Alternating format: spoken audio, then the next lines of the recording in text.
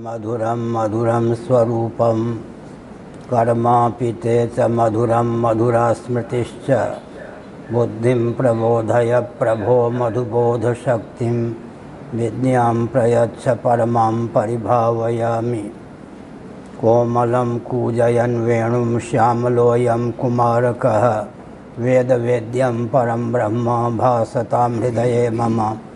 कूजन्तं राम रामेति मधुरं मधुराक्षरम् आरुह्य कविता शाखां वन्दे वाल्मीकिकोकिलं। नारायणाखिलगुरो भगवन् नमस्ते शिवाय नमः शिवलिंगाय नमः। तन्मे मनः शिवसङ्कल्पमस्तु सर्वे भवन्तु सुखिनः। नारायण।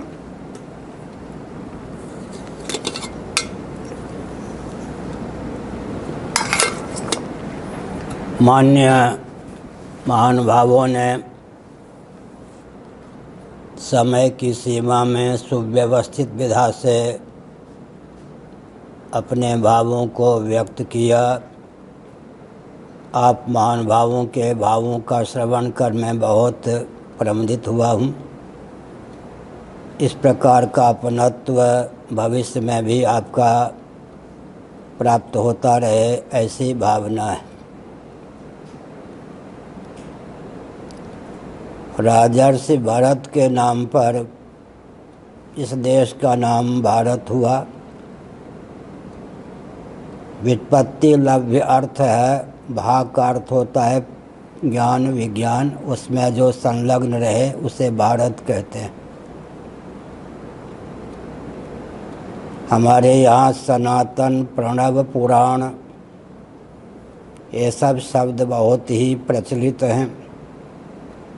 पुराण का अर्थ होता है पुराना होता हुआ भी नया। सनातन का अर्थ भी होता है जिसकी उपयोगिता हर व्यक्ति के लिए हर देश में हर काल में चरितार्थ हो। प्रणव का अर्थ भी होता है पुराना होता हुआ नया।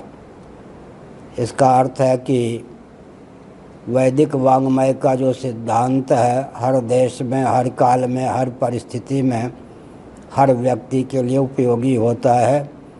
दर्शन विज्ञान और व्यवहार तीनों में सामंजस्य साधने वाला यह सिद्धांत है। लौकिक उत्कर्ष पारलौकिक उत्कर्ष और परमात्मा की प्राप्ति का मार्ग भी प्रशस्त हो, यह वैदिक सनातन सिद्धांत की विशेषता है। पद्म पुराण अग्नि पुराण नारद पुराण आदि के अनुसार एक वचन ध्यान रखने की आवश्यकता है। एका क्रिया द्व्यर्थ करी प्रसिद्धा। हमारी प्रत्येक चेष्टा का उपयोग और विनियोग लौकिक उत्कर्ष पारलौकिक उत्कर्ष अर्थात अभ्युदय की सिद्धि में हो और निश्रेयस का मार्ग भी वह प्रशस्त करने में समर्थ हो। संपूर्ण वैदिक वाङ्मय का सारांश में एक वाक्य में गुम्फित करके आपके सम्मुख व्यक्त करना उचित समझता हूँ। सावधान, प्रवृत्ति का पर्यवसान निवृत्ति में हो तब प्रवृत्ति की सार्थकता मानी जाती है, और निवृत्ति का पर्यवसान निर्वृत्ति मुक्ति में हो तब निवृत्ति की सार्थकता मानी जाती है। संपूर्ण वैदिक वाङ्मय का सारांश एक ही वाक्य में मैंने व्यक्त किया, गुरु ग्रंथ और गोविंद के अनुग्रह से। जिस गति के गर्भ से गति निकलती जाए उस गति की दुर्गति मानी जाती है। गति की सार्थकता गंतव्य तक पहुंचाने में है। अगर गति के गर्भ से गति ही निकलती जाए तो गति की दुर्गति होगी। यह जो भौतिक दृष्टिकोण से सहमत या भौतिक मार्ग का अनुगमन करने वाले व्यक्ति हैं, उनमें यह क्षमता नहीं होती कि वे प्रवृत्ति का पर्यवसान निवृत्ति में कर सकें। महाराज मनु ने संकेत किया निवृत्तिस्तु महाफला, प्रवृत्ति की सार्थकता निवृत्ति में है। लेकिन आजकल यह विधा लुप्त है, प्रवृत्ति के गर्भ से प्रवृत्ति ही निकलती जाती है। साथ ही साथ निवृत्ति का पर्यवसान निर्वृत्ति में हो। जन्म और मृत्यु की जो अनादि अजस्र परंपरा है उसका आत्यंतिक उच्छेद हो। मृत्यु जड़ता और दुख पर हम पूर्ण रूप से विजय प्राप्त करके सच्चिदानंद स्वरूप सर्वेश्वर होकर ही सदा के लिए स्थित रहें। मैं एक संकेत करना उचित समझता हूँ इस संदर्भ में। एक अभेद है, तात्विक धरातल पर अभेद का सिद्धांत भी समझना चाहिए, और तात्विक धरातल पर, व्यावहारिक धरातल पर भेद का रहस्य भी समझना चाहिए। तब समग्र सनातन सिद्धांत को हम हृदयंगम करने में सफल हो सकते हैं। उपनिषदों में, जो कि वेदों का शिरोभाग है, उपनिषद जिसको हम वेदांत कहते हैं, उसके अनुसार तदैक्षत सईक्षां चक्रे सो कामयत बहुश्याम प्रजायेय तदात्मानं स्वयं अकुरुत, अर्थात जगत का निमित्त और उपादान दोनों कारण परमात्मा तत्व, भगवत तत्व या ब्रह्म तत्व सिद्ध होता है। दार्शनिक धरातल पर इससे ऊंचा सिद्धांत कोई नहीं हो सकता कि हम जिनको सच्चिदानंद स्वरूप भगवान कहते हैं वे जगत बनाते भी हैं, जगत बनते भी हैं। बहुत विचित्र बात है। वे कालकृत, देशकृत, वस्तुकृत, परिच्छेद शून्य हैं, नित्य हैं, सर्वव्यापक हैं, सर्वाधिष्ठान, सर्वरूप हैं। जब हम सर्वरूपों में परमात्मा को ही देखते हैं तो जीवन में किसी प्रकार की विकृति का संचार नहीं होता। स्वाभाविक रीति से सबके प्रति अपनत्व होता है और सबको हम आत्मी ही नहीं बल्कि आत्मा स्वरूप भी समझते हैं, क्योंकि वेदांत वेद्य परमात्मा ही अचिंत्य लीला शक्ति के योग से सर्वरूपों में अभिव्यक्त हैं। जगत को बनाने वाले भी भगवान, जगत बनने वाले भी भगवान। इसीलिए वसुधैव कुटुंबकम का सिद्धांत भी चरितार्थ है।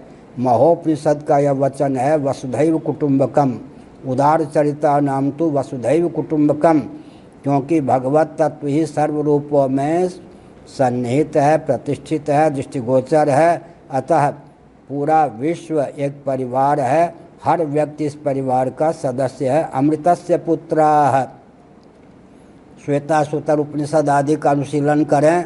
हम सब अमृत स्वरूप परमात्मा की अभिव्यक्ति होने के कारण अमृत स्वरूप परमात्मा के पुत्र सदृश हैं। इसका अर्थ यह हुआ उदारता की पराकाष्ठा है। मैं समय की सीमा में संकेत करना चाहता हूँ। बहुत से दर्शन हैं, लेकिन उन दर्शनों के माध्यम से हम पहुँचते कहाँ पर हैं। उनके यहाँ कोई ऐसा तत्व नहीं मिल पाता जो काल के द्वारा कबलित ना हो, देश के द्वारा कबलित ना हो, वस्तुअंतर के द्वारा कबलित ना हो। लेकिन वेदांत दर्शन ने उस ब्रह्म तत्व को प्रस्तुत किया है जो प्रामाणिक रीति से काल के द्वारा कबलित नहीं होता क्योंकि वो नित्य है, देश के द्वारा कबलित नहीं होता क्योंकि वो व्यापक है। इतना ही नहीं, वस्तुअंतर के द्वारा भी कबलित नहीं होता क्योंकि वही सर्व रूपों में अभिव्यक्त है। एक छोटा सा उदाहरण देता हूँ।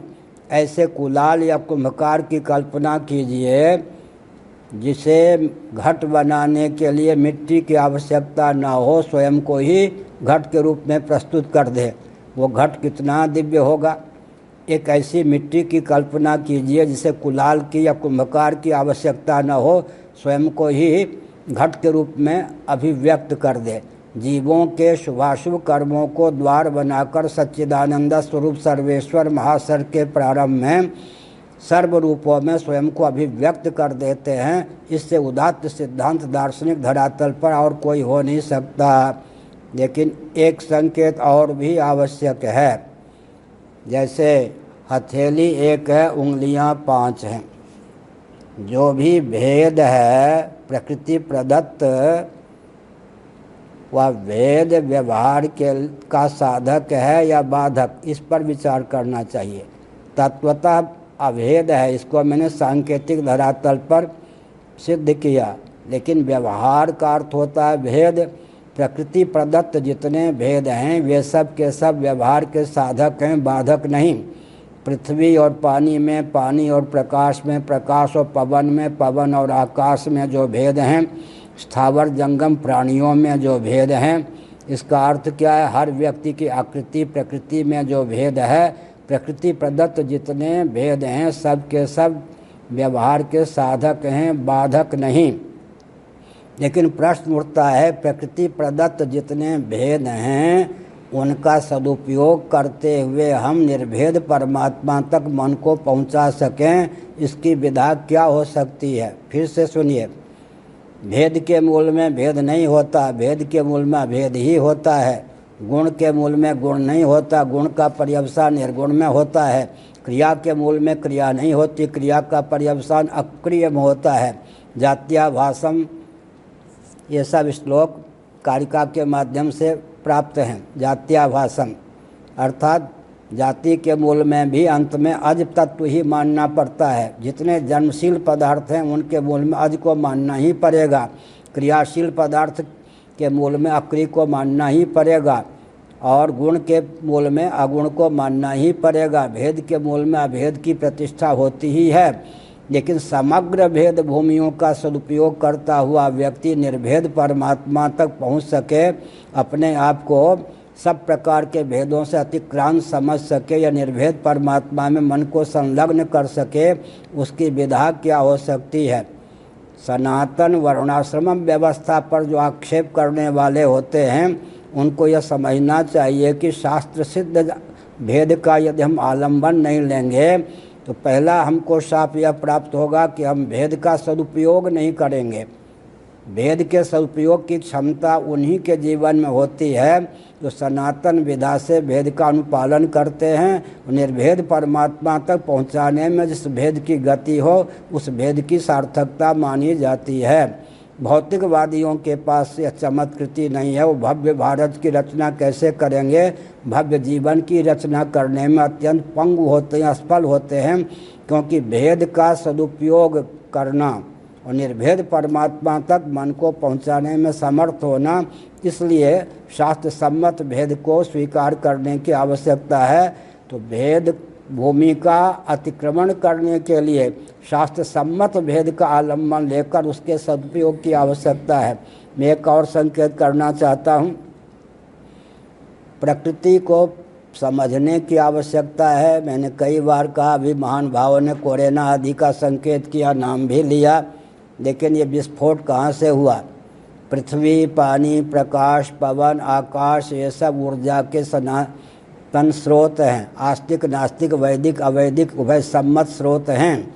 विकास को स्वतंत्र भारत में या वैज्ञानिकता के नाम पर ढंग से परिभाषित करने और क्रियान्वित करने का प्रकल्प चल रहा है कि विकास के नाम पर पृथ्वी, पानी, प्रकाश, पवन ये सब के सब विकृत हो गए, अत्यंत क्षुब्ध या कुपित हो गए, दूषित हो गए हैं। उसी का विस्फोट हमको इस कोरोना के रूप में प्राप्त है।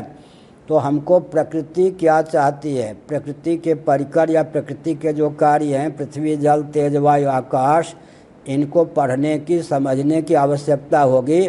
अगर हम अपनी मेधा शक्ति के बल पर पृथ्वी, पानी, प्रकाश, पवन, आकाश को नहीं पढ़ सकते तो वेदादि शास्त्रों के माध्यम से जान सकते हैं। इतनी प्रज्ञा शक्ति नहीं है, यह परंपरा विखंडित है। तो दैव योग से बीज रूप में जो व्यक्ति से हैं, सन्निहित हैं, उनके सानिध्य में आकर के हमको प्रकृति को पढ़ने की आवश्यकता है। उदाहरण के लिए मैं देता हूँ कि प्रकृति किसको स्वीकार करती है। सूर्य ग्रहण, चंद्र ग्रहण जो प्राप्त होता है, भूकंप जो प्राप्त होता है, समुद्र में जो ज्वार भाटे आते हैं वो तिथि के हिसाब से आते हैं, तारीख के हिसाब से नहीं। इसका मतलब प्रकृति को तिथि पसंद है, तारीख पसंद नहीं है। अंतरिक्ष यान जो सफल होता है तिथि के हिसाब से ही। विवाह, यज्ञों, पवित्र इत्यादि जितने पवित्र काम सफल होते हैं वो सब तिथि के हिसाब से ही। इसी प्रकार प्रकृति को किस प्रकार की के विकास की परिभाषा मान्य है उसको समझने की आवश्यकता है।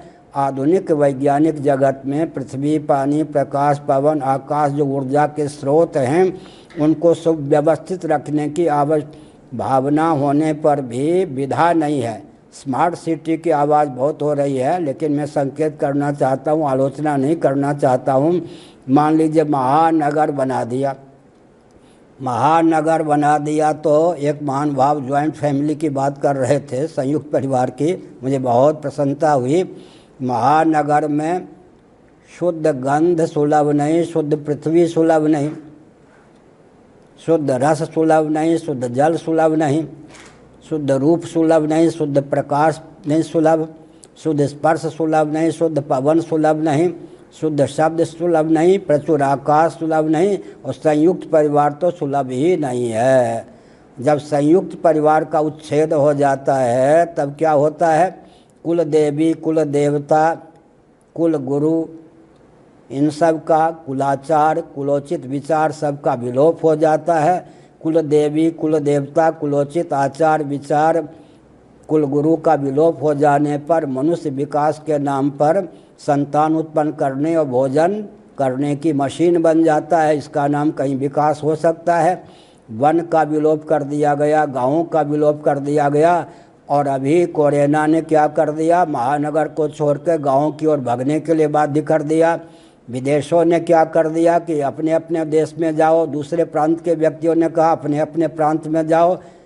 अर्थ क्या हुआ? ये जो पलायनवाद की विभीषिका चली, इसका अर्थ है कि हमको जीविका का भी वही स्रोत प्राप्त करना होगा जो सनातन महर्षियों ने अभिव्यक्त किया था। पुराण मित्येव न साधु सर्वम, ये जो कालिदास महान भाव ने भाव व्यक्त किया, उसके पीछे एक रहस्य है।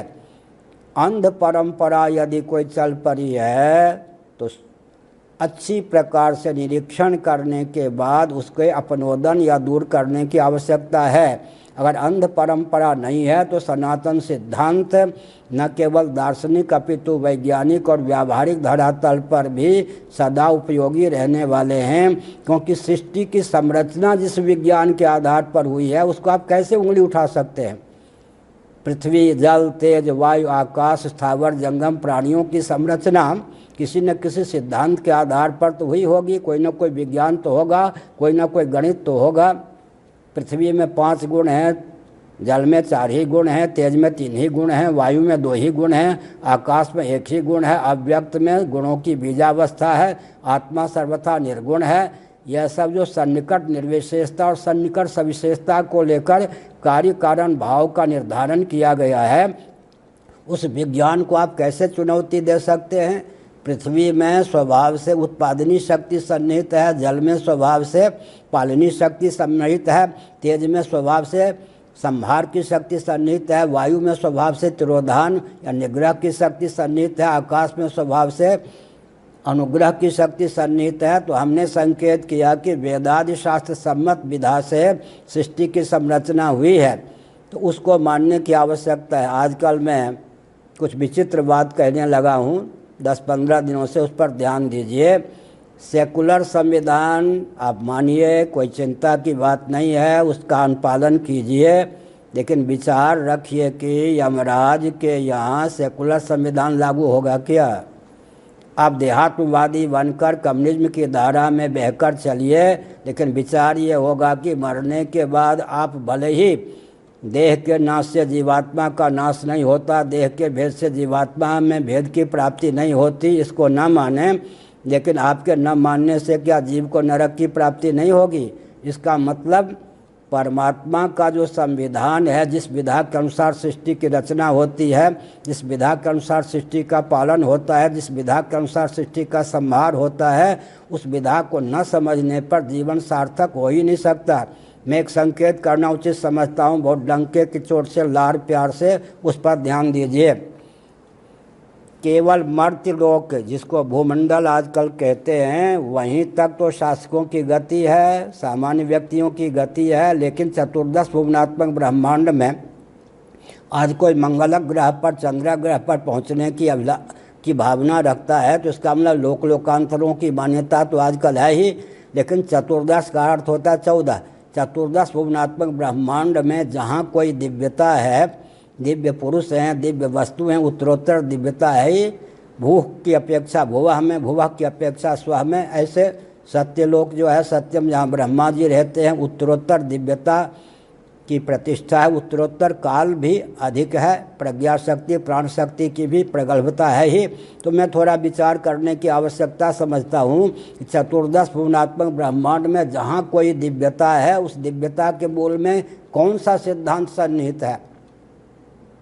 दिव्यता के मूल में वेदादि शास्त्र सम्मत कर्मकांड से सन्निहित है, दिव्यता के मूल में वेदादि शास्त्र सम्मत उपासना कांड सन्निहित है, दिव्यता के मूल में वेदादि शास्त्र सम्मत ज्ञान कांड सन्निहित है। अगर वेदादि शास्त्र सम्मत कर्मकांड, उपासना कांड, ज्ञान कांड को नहीं मानेंगे, लौकिक विधा से जो ज्ञान और कर्म प्राप्त हैं उन्हीं तक जीवन को संयत रखेंगे, शास्त्रीय विधा से ज्ञान और कर्म का समर्जन नहीं करेंगे तो भव्य भारत या भव्य विश्व की संरचना नहीं करेंगे। आप सब के सब महानुभाव जो बोले आस्तिक हैं, मुझे बहुत प्रसन्नता हुई। और चुनने वाले जो हमारे सहयोगी हैं सब ने अच्छे अच्छे महापुरुषों को ही, सत्पुरुषों को ही चुना। मैं एक संकेत करना चाहता हूँ कि वेदादि शास्त्र सम्मत कर्मकांड, उपासना कांड, ज्ञान कांड को उपेक्षित कर दीजिए। केवल अपनी मेधा शक्ति के बल पर, कल्पना शक्ति के बल पर और प्राप्त मनीषा के बल पर ही मन कल्पित विधा से कम मर्त्य लोग तो आपके पास है, उसको ही संरचना का प्रयास कीजिए। तो नरक और नारकी प्राणियों के अतिरिक्त किसी की संरचना नहीं कर सकते। जिस विधा में एक मनुष्य को, बृहदारण्यक उपनिषद के अनुसार मैं बोल रहा हूँ, विस्तार पूर्वक नहीं केवल संकेत में, आज जो ब्रह्मा जी के पद पर प्रतिष्ठित हैं, जिनकी आयु 31 खरब 40 अरब वर्षों की मर्त्यलोक की गणना के अनुसार सिद्ध है, और दिव्यलोक ब्रह्मलोक की गणना के अनुसार कुल 100 वर्षों की, वो ब्रह्मा जी कभी बृहद भारत में मर्त्यलोक में मनुष्य शरीर में थे।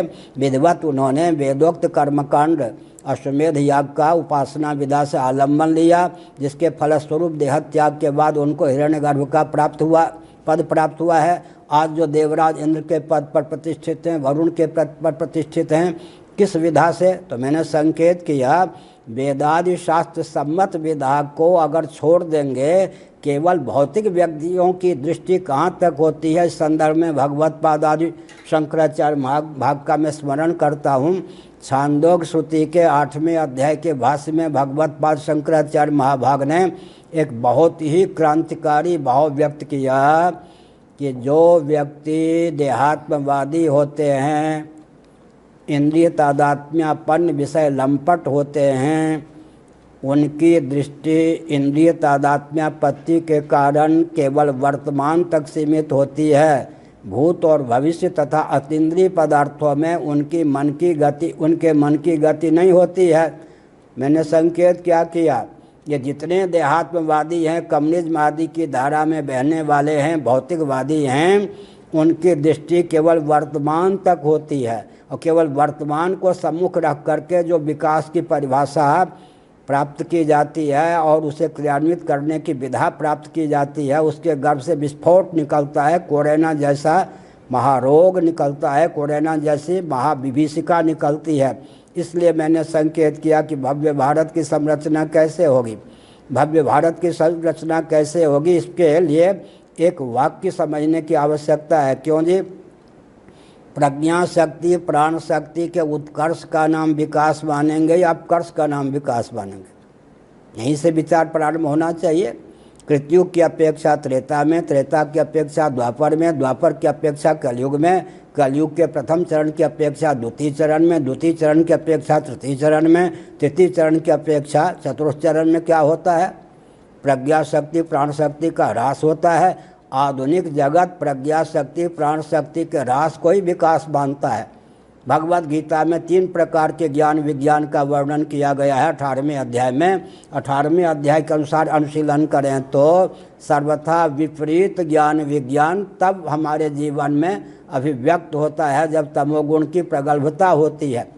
मैं ज्ञान विज्ञान की समीक्षा करना चाहता हूँ, उनका वर्गीकरण करना चाहता हूँ। विश्व में 80% ज्ञान विज्ञान जो आजकल हैं वो किस कोटि के हैं? भगवत गीता के 18वें अध्याय के आधार पर अनुशीलन करें तो सर्वथा विपरीत कोटि के। तमोगुण की प्रगल्भता जब बुद्धि में होती है, उस प्रगल्भता की दशा में जब हम ज्ञान विज्ञान को उद्बुद्ध करते हैं, ज्ञान विज्ञान उद्भासित होता है तो सर्वथा विपरीत होता है। रजोगुण की प्रगल्भता की दशा में जो ज्ञान विज्ञान बुद्धि में उच्छलित होते हैं वो अयथावत, न सर्वथा यथार्थ, न सर्वथा यथार्थ। सत्वगुण का उत्कर्ष होने पर जिस ज्ञान विज्ञान का उदय होता है वो सर्वथा यथार्थ, दूध का दूध, पानी का पानी। आजकल विश्व में 80% ज्ञान विज्ञान सर्वथा विपरीत चल रहे हैं। 16% ज्ञान विज्ञान अयथावत, सर्वथा यथार्थ भी नहीं, सर्वथा यथार्थ भी नहीं। केवल 4% ज्ञान विज्ञान जो हैं वो सात्विक है, यथार्थ हैं। इसलिए ज्ञान विज्ञान के परिमार्जन के लिए भी आवश्यक है कि प्रज्ञा शक्ति और प्राण शक्ति का अपकर्ष क्या विकास है। आजकल हम विकास को परिभाषित करते हैं कि पुराने समय की अपेक्षा हम लोग विकसित हैं। विकसित हैं का अर्थ क्या होता है? धीरे धीरे नहीं, द्रुत गति से प्रज्ञा शक्ति प्राण शक्ति का अपकर्ष होता जा रहा है। ये तो हाथ कंगन को आरसी क्या, प्रज्ञा शक्ति प्राण शक्ति का अपकर्ष होना ये विकास है या ह्रास? इस पर विचार करने की आवश्यकता है। साथ ही साथ मनु भगवान का स्मरण करके केवल मैं एक छोटा सा सूत्रात्मक वाक्य प्रस्तुत करता हूँ मनुस्मृति का। वो क्या है? महायंत्र प्रवर्तनम, मनुस्मृति 1163। अगर आपको विश्व युद्ध बोल लेने की आवश्यकता हो, महामारी बोल लेने की आवश्यकता हो, विप्लव को व्यक्त करने की आवश्यकता हो, आर्थिक विपन्नता का ग्रास विश्व को बनाना हो, सब प्रकार की विभीषिका संकट को मोल लेने की भावना हो, और दिव्य वस्तु तथा जितने दिव्य व्यक्ति हैं सबके विलोप की भावना हो, तो आप महायंत्रों का प्रचुर आविष्कार और प्रयोग कीजिए। जितनी विसंगतियां हैं आजकल, समय की सीमा का ध्यान रखते हुए डंके की चोट से मैं कहना चाहता हूँ महानुभावों, जितनी विसंगतियां हैं उनके मूल में महायंत्रों का प्रचुर आविष्कार और प्रयोग आपको प्राप्त होगा। स्कंद पुराण का मैं एक वचन बोलता हूँ, गोभिर विप्रैश्च वेदैश्च सतीभिः सत्यवादिभिः अलुब्धैर्दानशीलैश्च सप्तभिर्धार्यते महि। पृथ्वी के धारक ये 7 तत्व हैं। फिर से संकेत सुनिए, शास्त्रीय विधा से, शास्त्रोचित विधा से जब यज्ञ का संपादन होता है, यज्ञमय जीवन होता है, तब क्या होता है?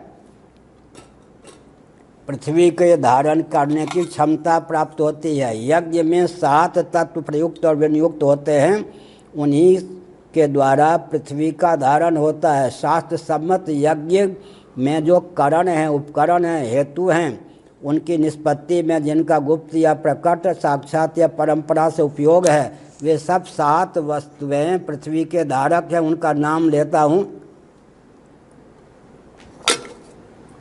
स्कंद पुराण में एक ही श्लोक माहेश्वर कुमारिका खंड में और काशी खंड में दूसरे अध्याय में 2 बार आया है। गोभी, व्याख्या नहीं करूँगा। गोवंश पृथ्वी के धारक हैं, यज्ञ के संपादक हैं। द्रुत गति से उनमें विकृति आ रही है, विलोप हो रहा है। क्यों? विप्रैश्च, सदाचार संयम संपन्न ब्राह्मणों का, वेदज्ञ मनीषियों का द्रुत गति से विलोप हो रहा है, उनमें विकृति आ रही है। क्यों? वेदैश्च 1180, फिर 1135, फिर 1131 शाखाओं का वर्णन है। अब 8-9 शाखाएं रह गई वेद की, उनका भी द्रुत गति से विलोप हो रहा है। वैदिक मनीषियों का द्रुत गति से विलोप हो रहा है। वेद पृथ्वी के धारक हैं। 32 विद्या 64 कला का ज्ञान वेदों के माध्यम से प्राप्त होता था। समग्र ज्ञान विज्ञान विद्या कला के स्रोत वेदों का विलोप हो रहा है। सती साध्वी देवियों का विलोप हो रहा है द्रुत गति से। सत्यवादियों का विलोप हो रहा है। निर्लोह व्यक्तियों का विलोप हो रहा है। दानशीलों का विलोप हो रहा है। ये कौन सा विकास है जी? विकास के स्रोत कौन है? जो पृथ्वी के धारक तत्व है। ये भवन है, दीवार के माध्यम से, खंभे के माध्यम से भवन टिका हुआ है। अगर दीवार को तोड़ देंगे, खंभे को तोड़ देंगे, तो भवन की क्या गति होगी? गोभिर विप्रैश्च वेदैश्च सतीभिः सत्यवादिभिः अलुब्धैर्दानशीलैश्च सप्तभिर्धार्यते महि। 7 का द्रुत गति से विलोप क्यों हो रहा है? इसका उत्तर एकमात्र है, महायंत्रों का प्रचुर आविष्कार और प्रयोग होता है। तो डंके की चोट से मैं संकेत करता हूँ, बीज के रूप में भगवान दिव्य वस्तु और व्यक्ति को रहने देते हैं, नहीं तो दिव्य वस्तु और व्यक्ति का विलोप सुनिश्चित है। रामचरितमानस में केके ने एक बहुत बढ़िया दृष्टांत दिया है तुलसीदास जी महाभाग के अनुसार। एक कालावच्छेदेन, एक साथ कोई गाल फुला के रह ले और ठहाका मार के हंस ले, संभव नहीं है। इसी प्रकार महायंत्रों का प्रचुर आविष्कार और प्रयोग भी हो और कोई दिव्य वस्तु और व्यक्ति भी टिक जाए, वो संभव नहीं। और मैं संकेत करना चाहता हूँ, अब तक के प्रवचन का सार हुआ, वैदिक विधा से दर्शन विज्ञान और व्यवहार में सामंजस्य साध करके जब विकास को परिभाषित और क्रियान्वित करने का प्रकल्प चलेगा, तब भव्य भारत की संरचना होगी। सुसंस्कृत, सुशिक्षित, सुरक्षित, संपन्न, सेवापरायण, स्वस्थ, सर्वहितप्रद व्यक्ति और समाज की संरचना का मार्ग प्रशस्त करने की आवश्यकता है। और एक संकेत करना चाहता हूँ जी, इस पर विचार करने की आवश्यकता है। सेकुलर, हमारे यहाँ गीता का 18वां अध्याय ले लीजिए आप, शिक्षा पद्धति, रक्षा की प्रणाली, कृषि गौरक्ष, वाणिज्य के प्रकल्प और सेवा के प्रकल्प, स्वच्छता के प्रकल्प, ये धर्म की सीमा में थे या धर्म के बाहर? जिनको सेकुलर प्रकल्प कहा जाता है, ये सब के सब धर्म की सीमा में थे। जब से इनको सेकुलर प्रकल्प के रूप में ख्यापित किया गया, तब से तो विनाश हो गया। एक और संकेत करना चाहता हूँ, धर्म कामश्च कालश्च वसुर्वासुकिरेव च अनंतः कपिलश्चैव सप्तैते धरुणी धराः। ये भी एक वचन है। पृथ्वी के 7 धारक हैं, कौन है? धर्म। विचार करके देखें तो धर्म का द्रुत गति से विलोप हो रहा है, काम पुरुषार्थ का भी विलोप हो रहा है। काम के नाम पर पिशाच वृत्ति पल रही है। धर्मा विरुद्धो भूतेषु कामोस्मि भरतर्षभ। वसु और वासुकी चल अचल संपत्ति के देवता। मैंने अर्थ का, एक महानुभाव ने कहा, मुझे प्रसन्नता है कि आर्थिक विकास तो हो रहा है। आर्थिक विकास कैसे हो रहा है? क्योंकि वसु और वासुकी जो है चल अचल संपत्ति के अधिदैव हैं। विचार करके देखें तो आधुनिक परिप्रेक्ष्य में अर्थ का भी विलोप हो रहा है। और वसु और वासु के में अनंतः कपिलश्चैव, ये मोक्ष पुरुषार्थ पराविद्या पराविद्या के अधिदैव हैं, आचार्य हैं, ऋषि हैं। तो इसका अर्थ हो गया कि मोक्ष पुरुषार्थ का भी विलोप हो रहा है। काल भी दूषित हो रहा है, काल भी कबलित हो रहा है, काल भी कुपित हो रहा है। पृथ्वी के धारक धर्म अर्थ काम मोक्ष पुरुषार्थ हैं और काल है। विचार करके देखें, सब में विकृति आ रही है। इसका अर्थ क्या है? विकास के नाम पर तो विनाश हो रहा है। पृथ्वी के जितने धारक तत्व हैं सबको आप विकृत कर रहे हैं, विलुप्त कर रहे हैं। इसी का नाम विकास है क्या? तो विकास की परिभाषा ही आजकल बिल्कुल गलत है, देहात्म भाव भावित है। हमने समय की सीमा में संकेत किया सज्जनों, कितनी चिड़िया उड़े आकाश चारा है धरती के पास। पुनः वैदिक वांग्मय का अनुशीलन विधिवत करना चाहिए। लेकिन विश्वविद्यालय के माध्यम से जो शिक्षा प्रणाली चलाई गई है, उसके माध्यम से तो उस प्रकार के ज्ञान विज्ञान की उद्भावना ही नहीं हो सकती है कि हमारा उत्कर्ष हो। आर्थिक दृष्टि से भी मैं एक संकेत करता हूँ, 2-3 वाक्य प्रस्तुत करता हूँ, सावधान। अर्थ के जो स्रोत हैं, 99% अर्थ के स्रोत आजकल विलुप्त हो गए। सावधान। विश्व के मनमोहन सिंह जी आदि जो भी नोबेल पुरस्कार प्राप्त और अन्य जो महानुभाव हैं वो सुन लें, 90% अर्थ के स्रोत तो विश्व में विलुप्त हैं। जब तक आप वेदादि शास्त्र सम्मत कर्म और उपासना का मार्ग नहीं अपनाएंगे हम, तब तक अर्थ के स्रोत विलुप्त ही रहेंगे। स्वर्ग की जो संरचना होती है, स्वर्ग में जाकर जो आनंद मिलता है, मैं संकेत करता हूँ, मर्त्यलोक में एक ऐसे व्यक्ति की कल्पना कीजिए जिससे सर्वाधिक आनंद प्राप्त हो, सारी परिस्थितियाँ अनुकूल हो, स्वस्थ जीवन हो, संयमशील हो। तैत्तरीय उपनिषद के अनुसार उसको जो आनंद मिलता है उसका नाम मानुषानंद है। मानुषानंद की अपेक्षा ब्रह्मा जी जो प्रतिक्षण व्यवहार में आनंद प्राप्त करते हैं, 1000 परार्ध गुण अधिक आनंद प्राप्त करते हैं।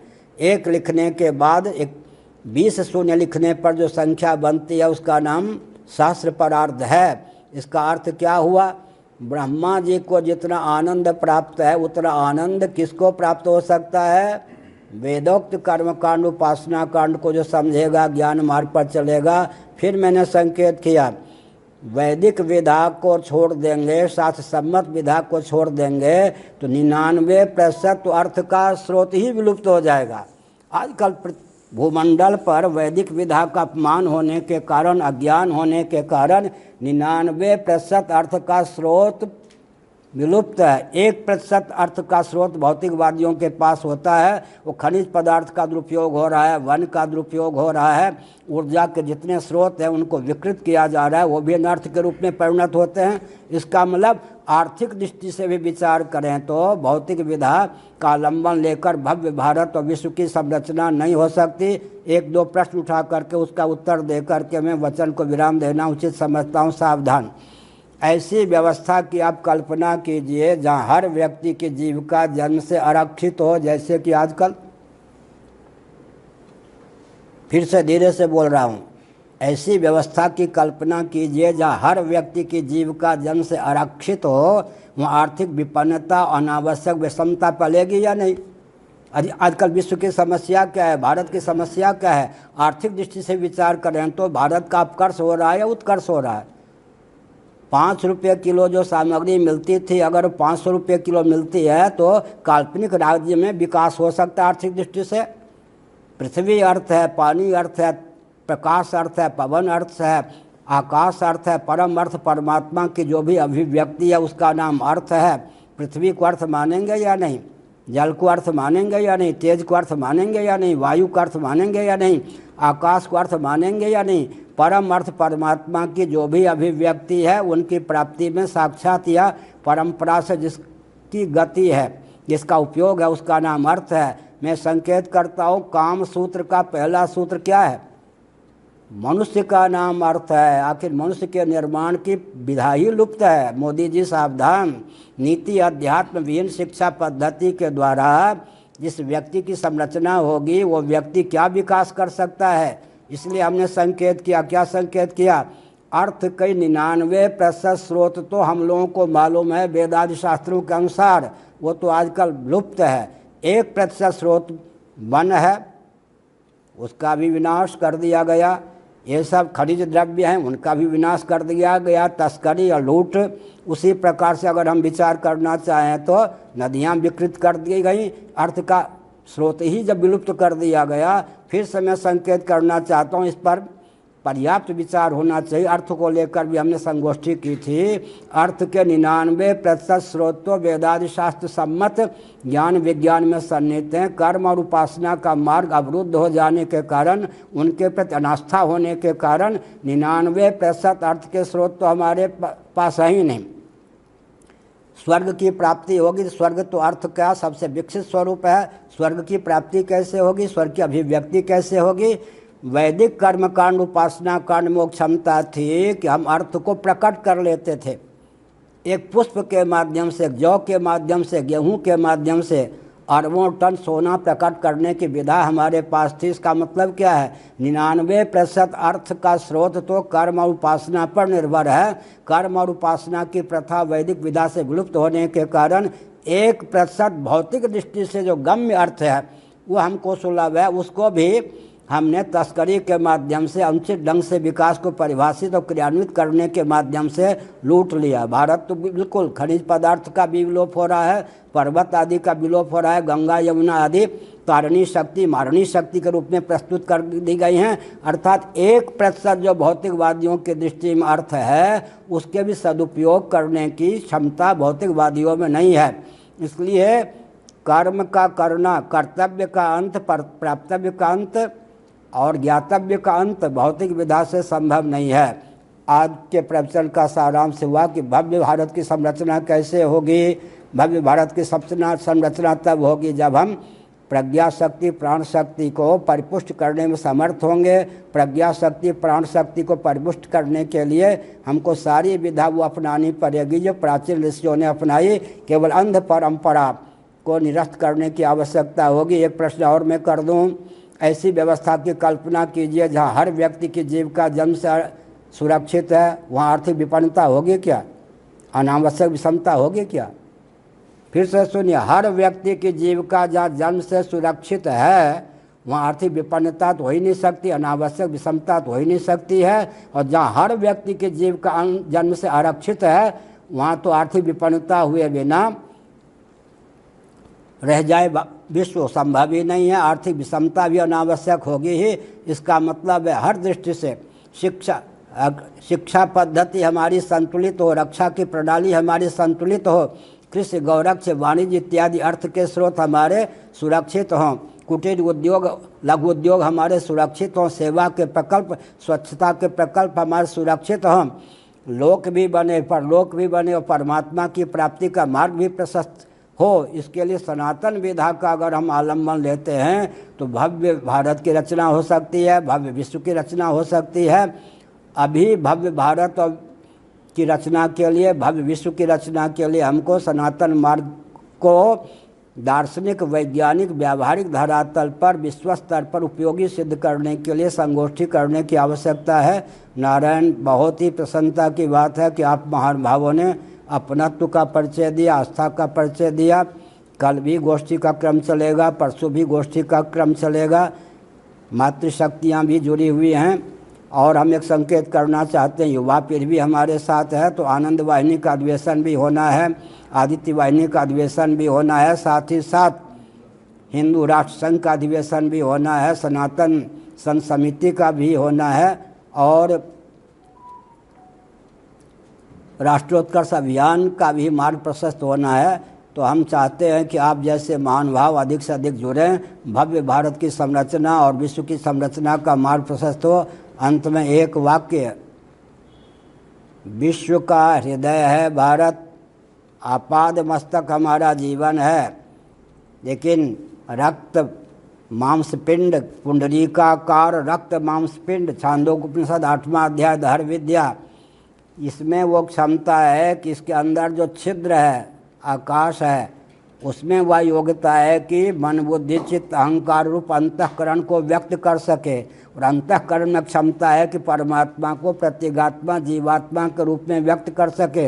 हाथ की उंगली में वो क्षमता नहीं है। तो जैसे हृदय में ही ईश्वर सर्वभूतानां हृदय से अर्जुन तिष्ठति, अहमात्मा गुडाकेश सर्वभूताशय स्थितः, ज्योतिषामपि तज्ज्योतिष तमसा परमुच्यते, ज्ञानम ज्ञेयम ज्ञानगम्यम हृदय सर्वस्य विष्ठितम। परमात्मा हृदय में हैं, उसी प्रकार विश्व का हृदय भारत है। भव्य विश्व की संरचना के लिए भव्य भारत की संरचना आवश्यक है। तदर्थ सनातन ज्ञान विज्ञान का विधा का आलम्बन आवश्यक है। हर हर महादेव।